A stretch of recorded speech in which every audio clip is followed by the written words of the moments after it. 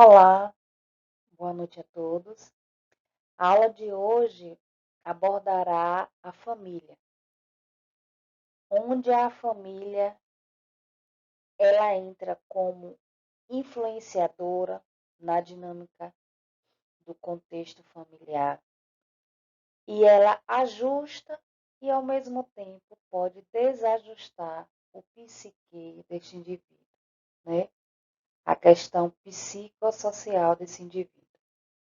A família, ela cumpre um papel de importância na terapêutica que nós consideramos ou nós denominamos de corresponsabilidade terapêutica. A instituição por si só, ela sozinha não compete todos os trâmites da terapêutica integral de um sujeito. A gente tem que viver baseado em um tripé de olhar e de atenção, onde envolve a sociedade, a instituição e a família. O contexto familiar hoje ele rege numa amplitude de vários conceitos e definições. A nossa família de antigamente, ela era composta por pai, mãe e filhos. Hoje, nós nos deparamos com famílias de contextos e estruturações diferenciadas, onde se compõe de forma mais clara, mais aberta, em função dos ganhos, ou a família homossexual. E nós vemos também a composição familiar, onde a avó, a provedora de um lar, cuida de todos os seus entes envolvidos. Nós temos famílias em que a composição também é formada através de adoção. Então, todo o nosso contexto familiar, ele traz um formato e reformulações de conceitos, né? A família hoje ela pode ser composta por 2, por 4, por 10. Isso depende do que consideramos família, do que elencamos como família hoje, né? Quem convive naquele âmbito familiar, quem dentro daquele âmbito familiar traz uma estruturação ou desestruturação, né? No convívio desses indivíduos. O paciente de saúde mental, a todo momento, ele precisa desse cuidador interno, que normalmente são as pessoas de referência. Normalmente, essas pessoas de referência são as mães, aonde vem cuidando de uma forma bem cansativa desse ente querido, principalmente se a patologia dele for descoberta no período infantil ou infanto-juvenil, no processo de crescimento e desenvolvimento, onde há várias transformações psíquicas até os 18 anos. Então, ela vem se debatendo com a patologia e que muitas vezes faz face a não saber administrar aquele sofrimento diante de outras demandas que cabe a elas, né, as mulheres. A família na sociedade contemporânea. Como eu estava dizendo a vocês, nós temos vínculos biológicos, né, e estado civil. Dentro desses vínculos biológicos, ambos progenitores com parentescos biológicos. Ambas pessoas, né, que convivem de forma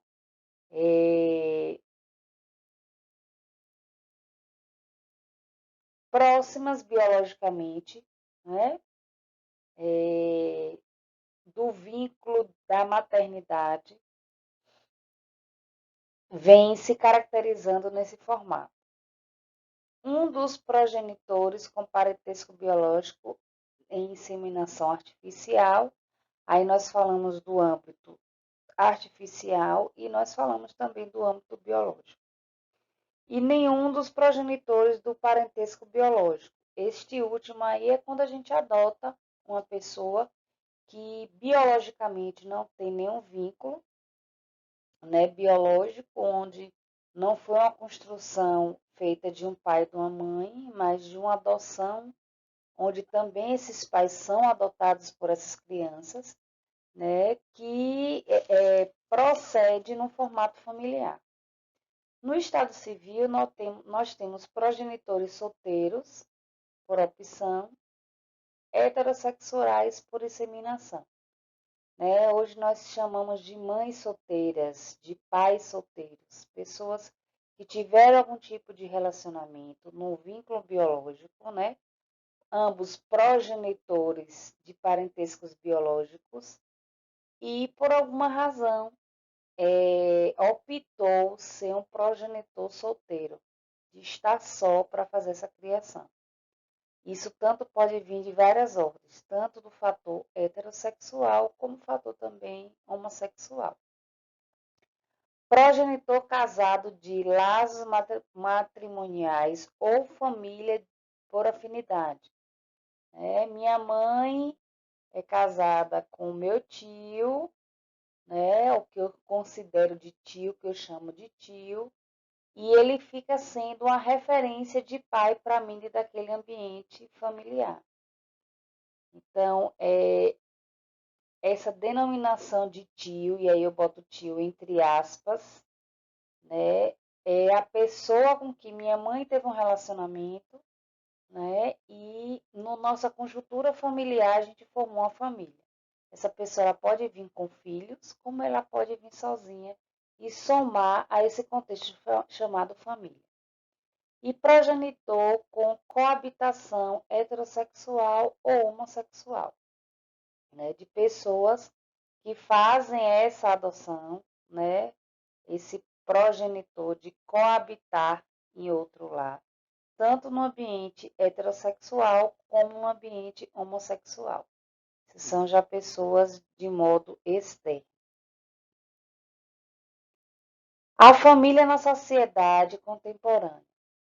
Nós temos a orientação sexual, que é hetero e homo. Hetero é o diferente, é o homem e a mulher. E o homo são pessoas do mesmo sexo. Homem com homem, mulher com mulher. E existem dentre eles os papéis sexuais e as situações profissionais também, dentro desse contexto da família contemporânea, que nós assumimos papéis tradicionais e papéis não tradicionais, né? A questão da tradição do pai, da mãe, do filho, da obediência, ao sempre ao projetor, né? Que é o pai, que é o dono da casa, e das não tradicionais, dentro dos papéis, onde a mãe ela também é pai, que nós chamamos de pães, né? Onde ela exerce um papel além do dela, ela exerce uma sobrecarga de papéis nessa demonstração do contexto familiar. Acontece muito na saúde mental essa troca de papéis não tradicionais, e muitas vezes o filho fazer o papel de pai ou mãe em função daquele pai que está em algum transtorno mental. Ou o pai tem uma demência, ou o pai tem uma bipolaridade, ou a mãe ou o pai tem uma depressão.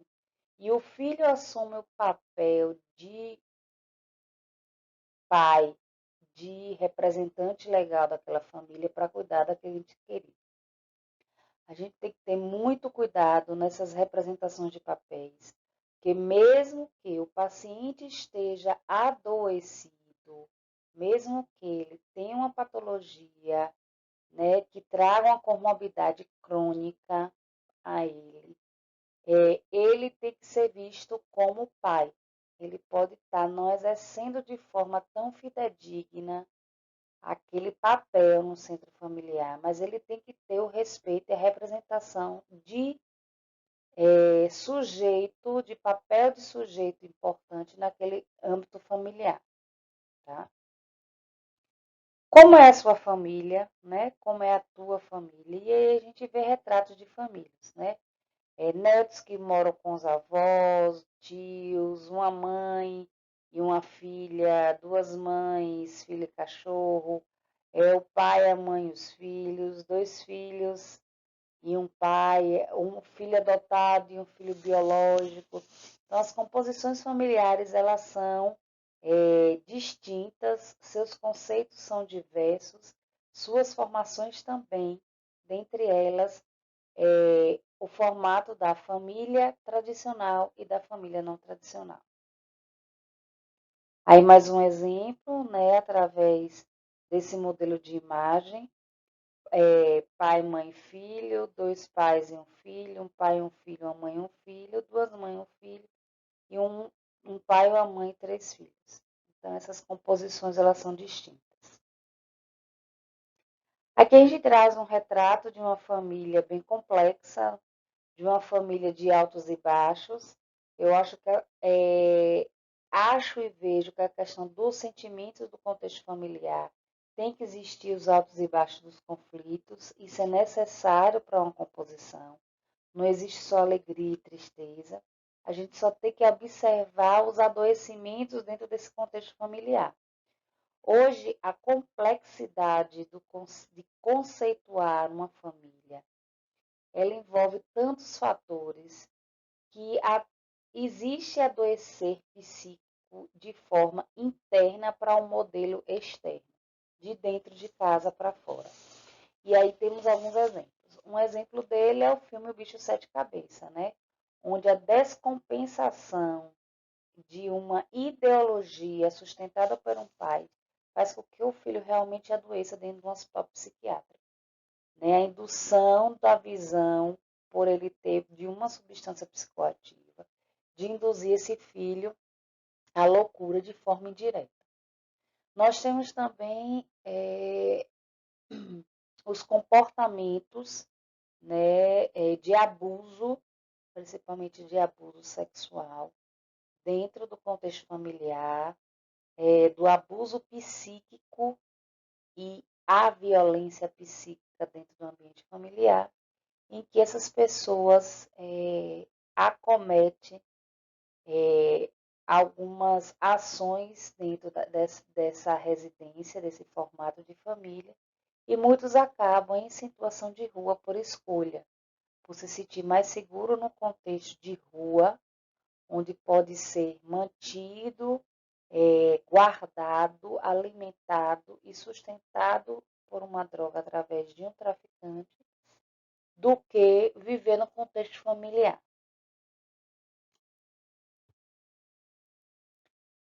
Esse adoecer característico.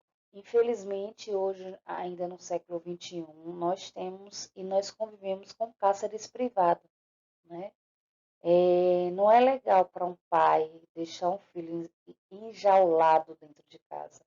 Nós temos alguns casos aqui em Jacobina, eu tenho alguns casos também em Capim Grosso, de idosos não terem mais forças para lidar com aquele filho mais jovem, normalmente na faixa etária de 28, 29 anos, né?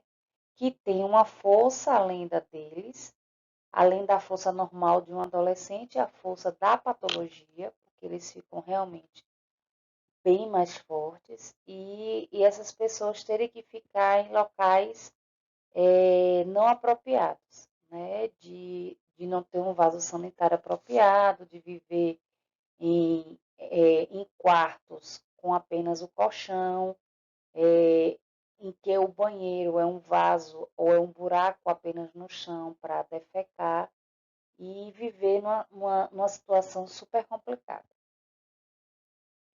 Às vezes há necessidade do algemar nessas casas.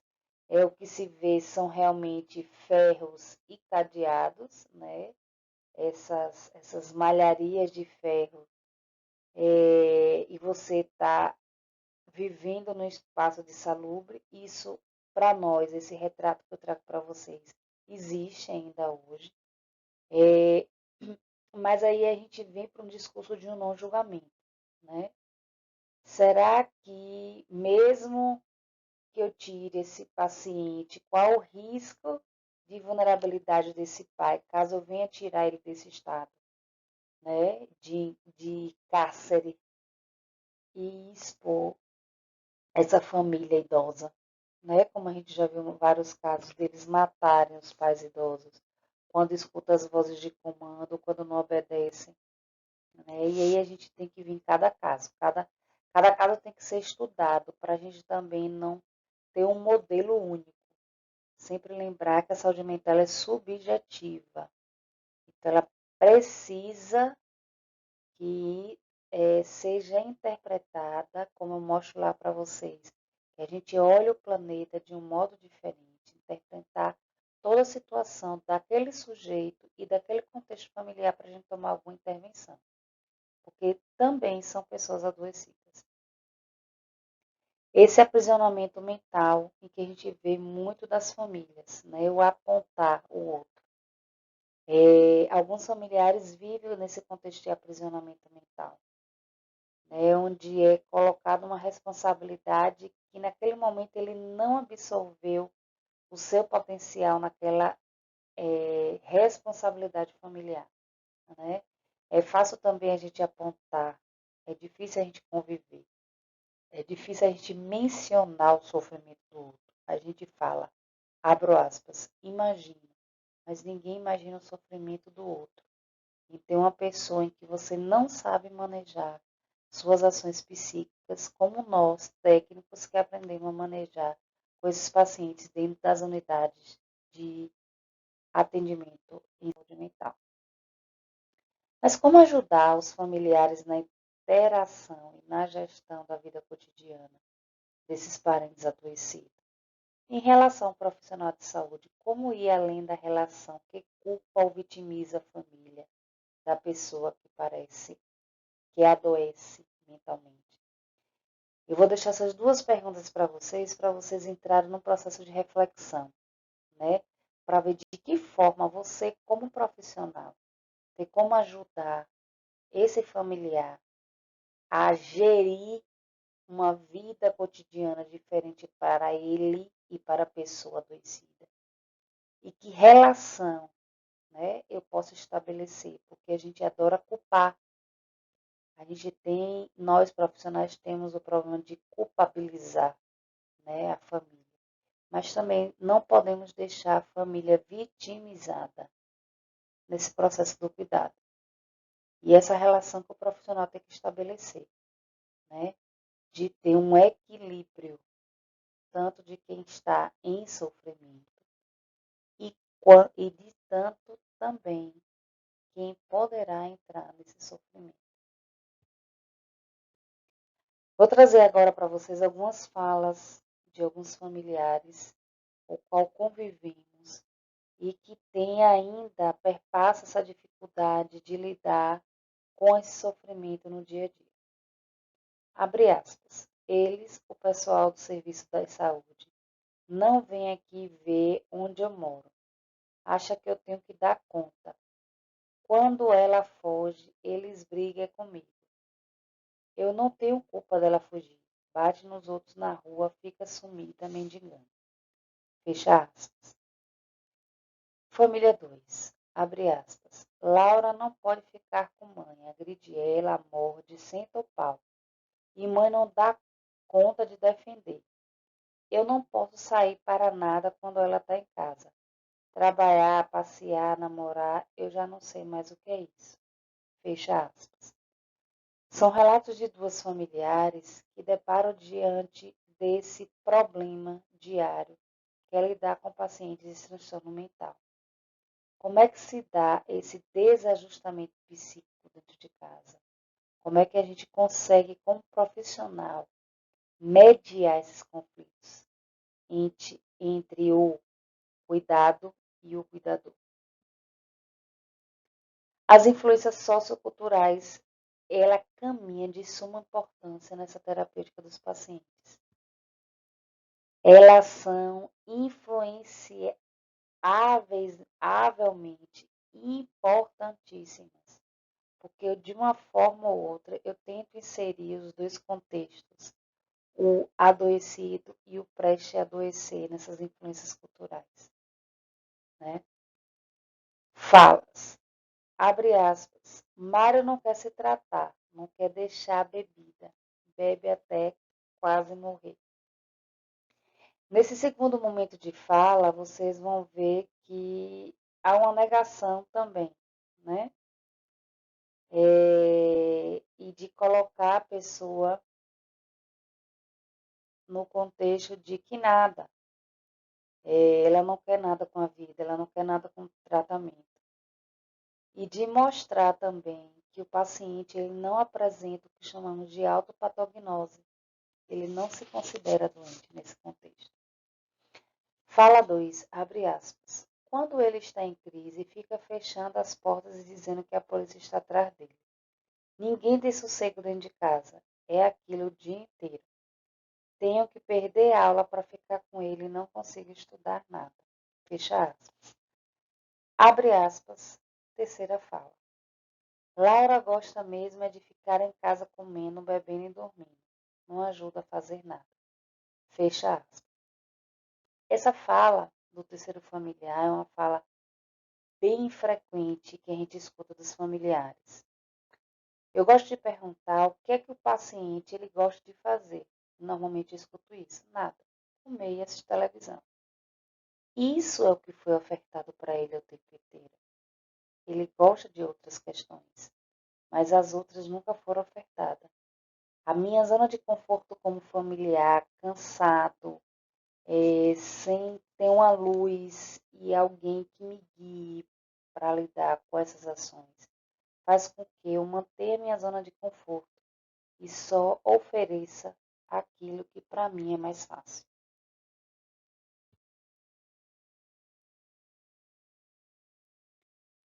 Protagonista, independência do portador da doença mental. Nós temos que sustentar cada dia mais, e eu sei que é difícil, que o paciente ele é protagonista do cuidado dele, ele é protagonista da patologia dele, ele é protagonista como cidadão, e que os familiares têm que dar esse aporte a eles. Eles têm que receber, isso perpassa muito na questão dos benefícios. Os pacientes são, às vezes, provedores de um lar, mas nunca viram ou mantiveram contato com o dinheiro que recebe. Porque isso ainda é de ganho secundário na família, onde é usado para o contexto geral da família. Não, para de alguma forma individual ele tem essa compensação. Por não poder trabalhar, por não ser ativo laboralmente, por ser estigmatizado, né? E você não ter o direito também das escolhas. Ele tem que ser protagonista, ele tem que escolher o que ele quer vestir, o que ele quer comer, como nós escolhemos, né? Nós ditos normais, e aí eu chamo normais entre aspas, né? Que julgamos esse protagonismo desse sujeito. E a idealização, família funcional, ela existe? O que é uma família funcional? É uma família que julgamos relativamente à correta, o que é dentro do contexto de sociedade dito como correta.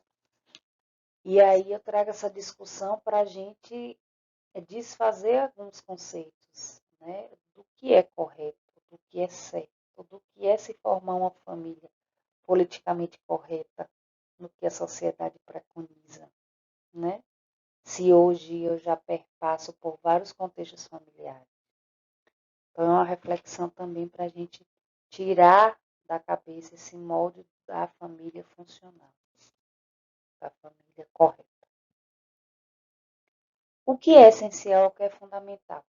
É uma das coisas que a gente tem que trabalhar muito com a família, é tentar conduzir com eles, isso aí é até uma prática que vocês podem colocar no papel, é de perguntar ao familiar o que é essencial e o que é fundamental para eles viverem harmonicamente, né? O essencial para nós é ter alimentação, né? Banho, alimentação, moradia, transporte, lazer. E desse essencial, o que é fundamental? É fundamental eu comprar uma roupa de marca, já que eu posso ter outro molde de roupa sem ser de marca, eu tenho um quantitativo e fazer uma escolha de maior número de produtos, né? É fundamental eu comprar um leite com a marca específica, já que existe outros, e eu posso também fazer daquele alimento o mesmo, a mesma, ter o mesmo sabor, a mesma troca do que aquele que eu estou comprando. Então, dentro da vida desse paciente, dessa família, o que é essencial, o que é fundamental. E aí a gente pode casar com eles esse cuidado essa relação, né, de interpessoal, de relacionamento interpessoal no contexto familiar, para que ela se ajuste e que ela não entre em conflitos diários, ela diminui esse número de conflitos. Relato de um familiar. No começo, abre aspas, no começo foi muito difícil falar da situação do meu irmão e da minha família, porque vinha muita dor, muita vergonha. Falar em grupo possibilitou que eu conseguisse me expressar e refletir sobre os meus sentimentos. Compartilhar a dor foi fundamental nesse processo. Compartilhar a vergonha, a culpa, o medo e outros sentimentos que pode deixar sempre embaixo do tapete. Pode poder ouvir pessoas que tinham problemas até mais graves que os meus. Foi bom falar, ouvir e saber mais sobre a doença. Isso modificou completamente a minha relação com meu irmão e com minha família. Durante 41 anos, acabei assumindo uma atitude autoritária. Minha mãe sempre me ensinou a me impor e colocar limites. Atualmente consigo respeitá-los mais, conversar mais, entender mais e não canso de agradecer isso. Hoje vejo que realmente caiu aquele muro, aquela resistência. Os problemas não desaparecem, no entanto, a convivência está mais fácil. O que a gente traz nesse relato aí? O momento que a gente deixa o familiar se fazer escuta e a gente não começar a apontar. É por isso a importância dos grupos de família dentro do tratamento do paciente, porque ele vai entender em algum momento da vida de como contornar os conflitos diários que permanecem desgastados nas relações interpessoais entre eles, né? É o que nós chamamos de um outro olhar. A gente tem que haver além daquele retrovisor, né? Um olhar em que eu comece a interpretar os meus medos, as minhas relações, as minhas angústias, e eu tentar administrar isso no meu contexto familiar. Então, os grupos de família, isso favorece muito nesse ajustamento familiar. A que momento eu estou online? Né? Que momento eu estou ligada, interagindo no meu contexto familiar? Será que eu só vou na cobrança? Né? Será que eu só faço aumentar, mandar ou determinar? Ou eu sei também escutar? Isso é um dos questionamentos que a gente tem que fazer para o grupo de família também. Em que momento eu estou offline? Em que momento eu paro, reflito e volto e retorno? Em que momento eu consigo fazer isso e reestruturar e dar um passo à frente? É uma reflexão também. A gente fica por aqui. Espero que vocês tenham abordado, tenham conseguido abordar o que a gente vê de ajustamento e desajustamento familiar, né? A importância das reflexões dentro dos grupos de família, a gente refletir o contexto familiar e da gente deixar também, além de culpabilizar ou vitimizar uma familiar, a gente deixar esse sujeito também psíquico como protagonista daquele cuidado, tá?